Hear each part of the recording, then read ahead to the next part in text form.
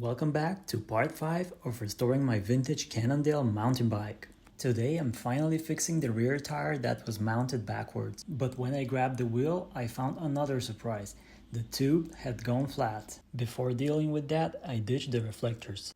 Then came the real challenge, getting the tire off the rim. Let me tell you, those Maxxis tires are way too tight. I nearly lost my fingers and my patience trying to pry it off. On the next day, I picked up some proper tire levers from a local shop, and these ones look amazing. The S even doubles as a spoke hook. How cool is that? I also grabbed a wide inner tube while I was there. This was the moment I really saw the value of having the right tools.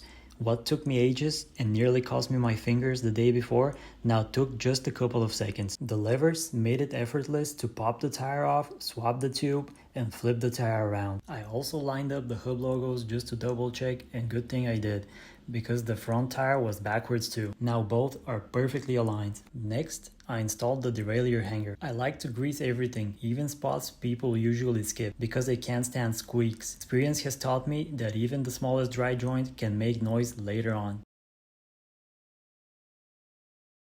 Then it was time for the derailleur. A little grease on the hanger bolt and pivots makes a big difference for long-term smoothness. Once mounted, it felt solid and ready for the drivetrain. I also took care of the seat post and clamp.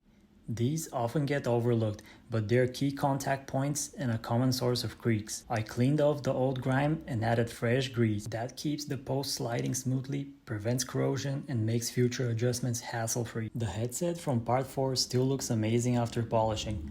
Love how it shines. Installing the bars was simple, just a bit of grease first. Then came the cranks. A few days ago these things looked rough, but after a good cleaning, grease, and reassembly, they're back to life. Some people might use thread lock here, but I check my bikes often and I have never lost a bolt. When I first got this bike, it didn't have a front derailleur. Luckily, the seller gave me all the extra parts, so since I'll be riding mostly in the city, I decided to put gears back on. And just as I was wrapping up, a delivery I'd been waiting for showed up. Some bike goodies I'll reveal in part 6. Thanks for watching and make sure to follow for the next episode.